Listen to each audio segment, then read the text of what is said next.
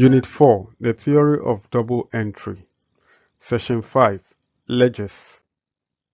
By the end of the session, you should be able to define the ledger and identify the various divisions of the ledger. Identify the classes of accounts. Record transactions in the ledger based on the double entry rules. We recall that the accounting process follows these stages. First, the collection and analysis of information from source documents. And we remember that transactions have to be evidenced by source document before they can be recorded in accounting. Any transactions that is not in monetary terms cannot be recorded in accounting. After the transaction occurs, they are journalized or they are recorded in the journals. And remember, we mentioned the general journal and the special journals. So the transaction is now recorded in the journals. The process of recording transactions in the journals is called journalizing. And collecting source documents and recording in the journals is a continuous process. The next stage is posting the transactions to the account in the ledgers. Now, accounts have to be created to hold the transactions that have occurred. And these accounts are in specific or special ledgers so that it will help tracing of the transactions to become easy and also help in the delegation of duties. So this is the stage that we are in.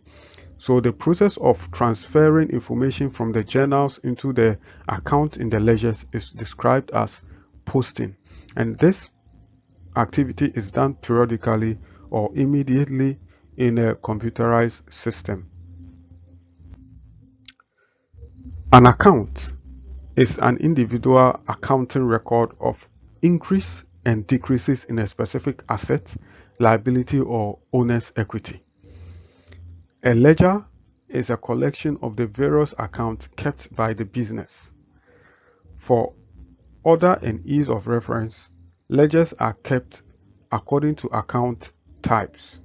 This makes it easier to trace an account and also divide the work between different bookkeepers for effective control.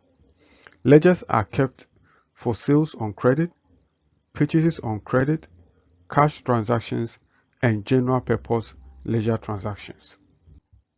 The ledger and its divisions. We can categorize the ledgers into four main divisions. We have the purchases ledger, which contains the account of creditors, sales ledger, which contains account of debtors, the cash book, which contains cash and bank accounts, and general ledger, which contains all other accounts not included in the above. The cash book. This section of the ledger contains the cash account and the bank account. You remember we have single column cash book, which can either be only cash or bank. We have double column cash book, which has both the cash and bank in one book. Then we have a triple column cash book where we introduce discount allowed and discount received. These are cash discounts. So the cash book records receipts and payment of money, whether in the form of cash or check. A business usually appoints a cashier to be responsible for the cash book. The sales ledger, also called debtors ledger. The sales ledger contains all the accounts of the firm's debtors, that is, the creditors, the customers who have bought goods on credit and therefore owe the firm. The firm appoints a sales ledger clerk to be responsible for the bookkeeping entries in the sales ledger.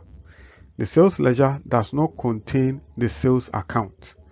So the sales ledger only carries or contains the list of what debtors, people who have bought goods or obtained services from the business on credit.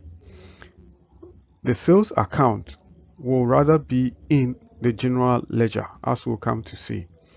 When the number of the sales transactions become very large, a firm might divide its sales ledger into several sections so that each section is more easily managed. The purchases ledger or bought ledger. The purchases ledger like the sales ledger, contains all personal accounts of the firm's creditors or suppliers from whom goods have been purchased on credit. The purchases ledger is also known as the creditors ledger. It does not contain the purchases account, but only the list of or creditors from whom goods have been bought on credit. If the number of transactions involving the purchase ledger is large, as we saw for sales, the purchase ledger can be divided into subsections. The double entry for keeping in the purchase ledger is carried out by the purchases ledger clerk. The general ledger or nominal ledger. The general ledger contains all the accounts that do not appear in the other three divisions. It contains accounts for assets such as land and buildings, plant and machinery, motor vans, and for liabilities such as loan and capital. Other accounts that can be found in the general ledger include the sales, purchases, expense, revenue drawings, and trading or profit or loss account. Class or classifications of accounts. Accounts can be classified into personal accounts and impersonal accounts. Personal account is an account that is open for natural persons or businesses the entity deals with and will include the suppliers and debtors, that is, suppliers with credit balances and debtors with debit balances. Impersonal account. These are accounts for items other than individual persons and institutions and is subdivided into nominal account and real account. Nominal account is account open for things existing only in name, no physical existence. For example, incomes, gains, profits or loss, expenses. Real account for assets, tangible or intangible non-current assets, inventory, cash in hand and cash at bank. Recording transactions in the ledger account. To record a transaction, we follow the following steps. 1. Examine the transaction to identify the account to be debited or credited. 2. Open an account for each item involved in the transaction by drawing a T and writing the name of the item at the top of the T. 3. Apply the double entry rule to enter the two aspects of the transaction in the relevant account. In this session, we defined the ledger and identified the various divisions of the ledger, identified the class or classification of accounts, and recorded transactions in the ledger based on the double entry rules. Thank you.